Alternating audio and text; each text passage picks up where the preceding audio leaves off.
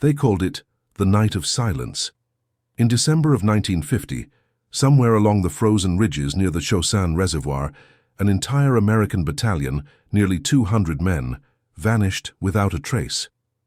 No bodies, no weapons, no evidence of battle, just silence. And the only one who ever came back was a private named John Keller. When Keller stumbled into an aid station 3 days later, frostbitten and half-mad, the only words he could manage were, "They're gone. All of them. The snow took them." The officers thought he was delirious. But the truth, Keller insisted, was far stranger. Because in war, the deadliest enemy isn't always the one with a rifle. It's the one you never see. The battalion had been ordered to hold a valley pass overnight. Snow fell heavy, the sky pale with moonlight. Keller remembered the way the silence pressed in, thicker than the cold itself. He sat by a dying fire, listening to men joke, smoke, and sharpen bayonets. They were tired but not afraid. At midnight, a message came down the line. Reinforcements would arrive by dawn. All they had to do was wait. Keller thought it would be just another night. But the valley was already waiting to devour them. Because sometimes the longest night doesn't end with dawn. It ends with nothing at all. Around 200 hours, Keller swore he heard movement. Not boots, not trucks. Something else, like whispering wind, but lower, closer. He nudged the soldier beside him. "Hear that?" The man frowned, listening. Then he laughed, shaking his head. "It's the cold getting to you." But Keller knew what he heard.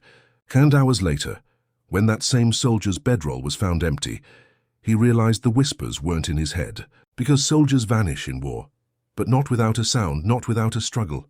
Except here. By 0300, 2 more men were gone. Their foxholes were empty, rifles still resting against the dirt. The captain assumed desertion. Cowards ran, but Keller checked for tracks in the snow. There were none. Just smooth, untouched frost. It was impossible. Men didn't just vanish into nothing, and yet they had. Because snow records every step, unless what takes you leaves no footprint.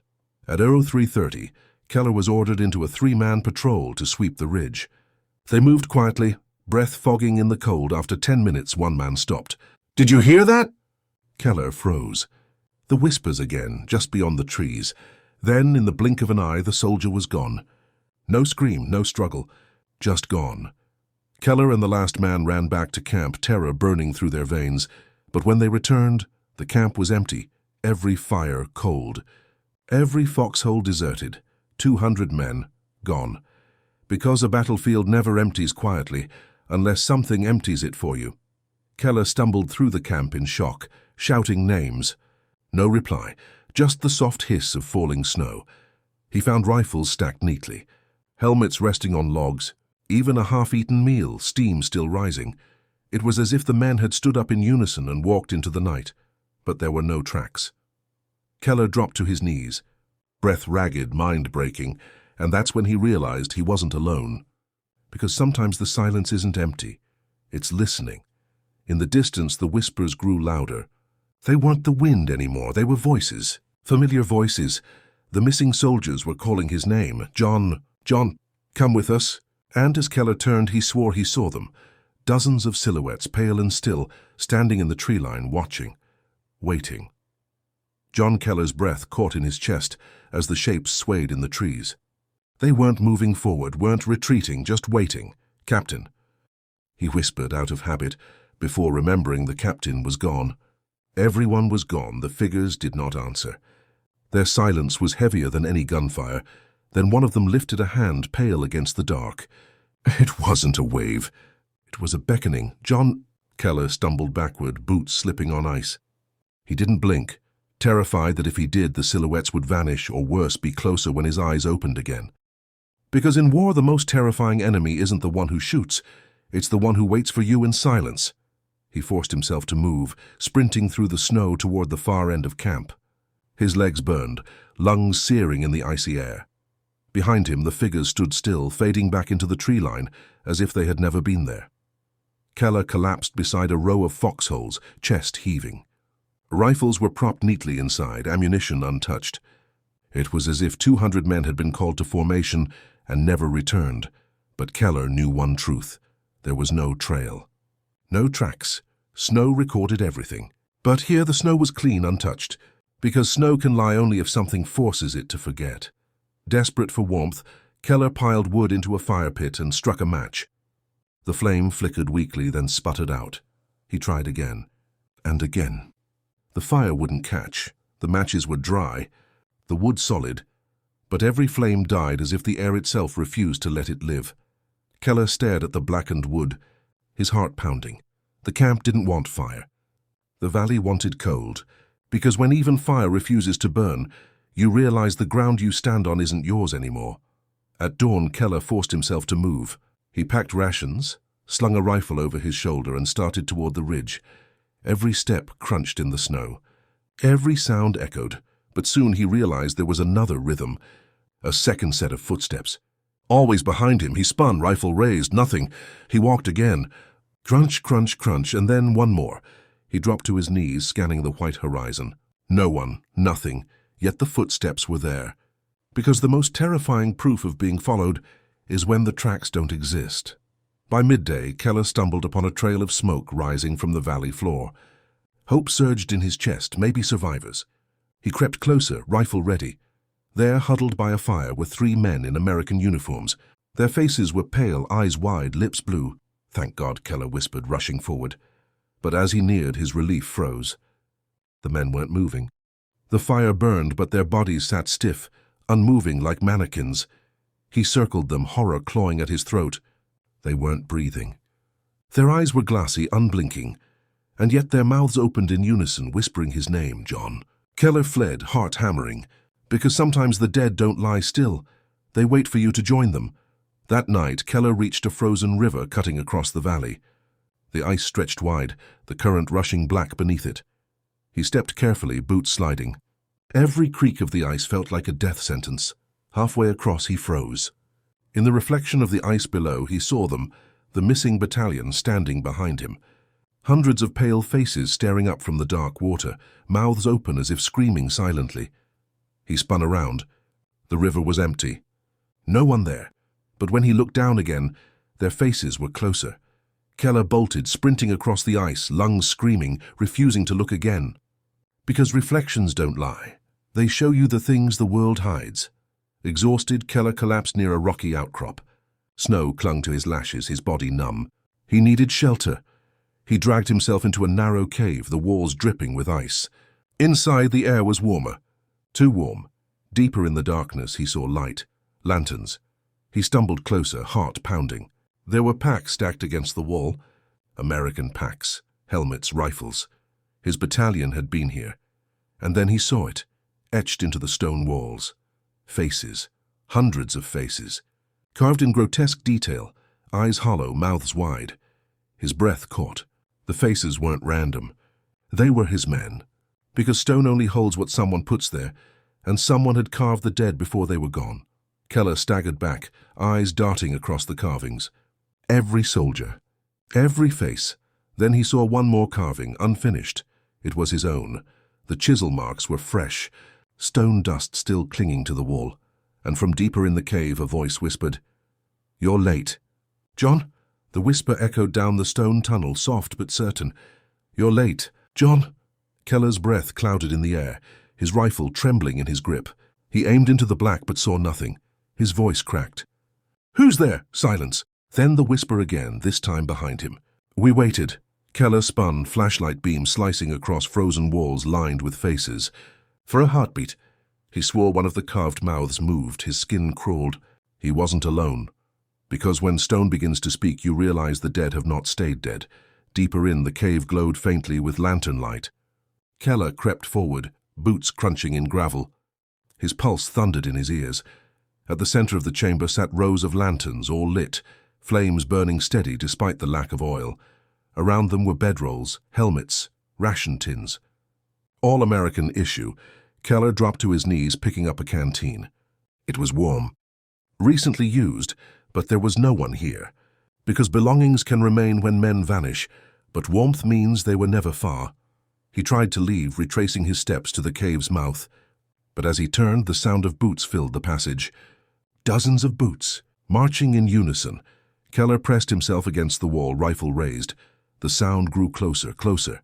He aimed at the tunnel opening, But when the shadows finally reached him, there was nothing, just the empty air. The footsteps stopped, then a whisper at his ear, "March with us." Keller bolted, sprinting back into the snow. Because the footsteps of the dead don't need bodies, they only need echoes. Hours later, stumbling through a snowstorm, Keller found a half-collapsed wooden chapel clinging to the valley ridge. Its cross leaned broken, its bell cracked. Desperate, he pushed inside. Candles flickered on the altar, though the place was abandoned. Frozen hymnals lay scattered across the pews. He fell to his knees before the altar, whispering prayers he hadn't spoken since boyhood. Then he noticed the carvings again. Faces, this time etched into the wooden pews. Everyone stared straight ahead, at him. Because when even faith is carved into silence, you wonder if God walked out of this valley long ago. Leaving the chapel, Keller nearly tripped over something buried in the drift. He brushed away snow, then froze. It was a soldier. American uniform, eyes open, skin pale as ice. Keller shook him. "Hey, wake up!" The soldier blinked slowly, lips trembling. His voice rasped, "Too late." Keller pulled him up, but the man's body was cold, stiff. It was impossible he was alive. Then the soldier whispered again, "You're next," and his head lolled back, lifeless. Keller staggered away, bile burning his throat, because sometimes the dead only wake up long enough to warn you. By the second night, Keller's rations were gone.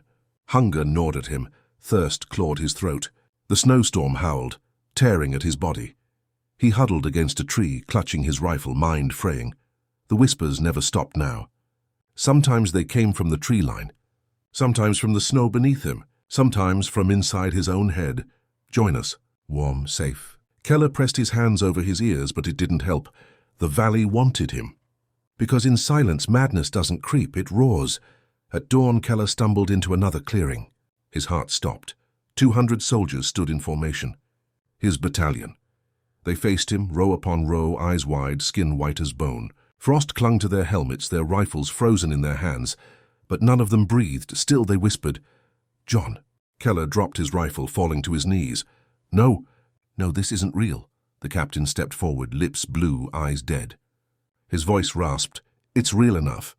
You were supposed to march with us. Because sometimes the army you serve becomes the army that buries you." The captain extended a frozen hand. Keller trembled, tears burning his eyes. "Take it," the captain said. "And it ends." Keller's body screamed for rest, for warmth, for silence. He reached out, fingers inches away. Then something in him snapped. He yanked his hand back, grabbed his rifle and fired into the air. The formation shattered into snow, collapsing into nothing. Keller sobbed, clutching his rifle. He was alone again, or maybe not. Because when ghosts vanish, they don't leave. They wait for the next chance to return. That night, Keller collapsed in the snow, exhaustion finally overtaking him. When he woke, he was in a tent, warm, bandaged. American medics worked over him. A colonel stood nearby, scribbling notes. "You're lucky, Private. You wandered out of the mountains half dead." But the colonel's eyes narrowed. "Where's your battalion?" Keller opened his mouth, but no words came. And then, faintly from the corner of the tent, "Your John." The voice was still with him. Private John Keller sat wrapped in blankets, shivering despite the heat of the stove. The colonel's gaze never left him. "You're telling me," the officer said slowly, "that 200 men just disappeared?" Keller's hands trembled. He wanted to say yes. He wanted to scream it, but his voice caught in his throat, because even now in the safety of the tent he still heard them, whispering. John's doctors wrote severe frostbite, hypothermia, and delusion. Keller's file was stamped, unreliable witness. The army concluded that the battalion had been overrun in the night, bodies lost to snow and chaos. The official story was simple, but Keller knew what he had seen. Faces in stone, echoes in the snow. His captain offering a frozen hand, and the truth that gnawed at him most. If they had wanted him, why let him live? Weeks later, Keller recovered enough to be shipped back to the front. He begged not to go, but orders were orders. On his first night back in the field, he stood watch under the stars. Snow crunched behind him. "Keller," another soldier asked, "why do you look so pale?" Keller raised his rifle, eyes scanning the tree line, because he knew what was coming. Whispers, always whispers. John. Years later, Veterans would still talk about the Vanishing Battalion. Some dismissed it as myth. Others swore they'd heard the same voices in the Chosin Hills. Keller never told the full story again. He kept it locked in his journal, the pages stained with melted snow.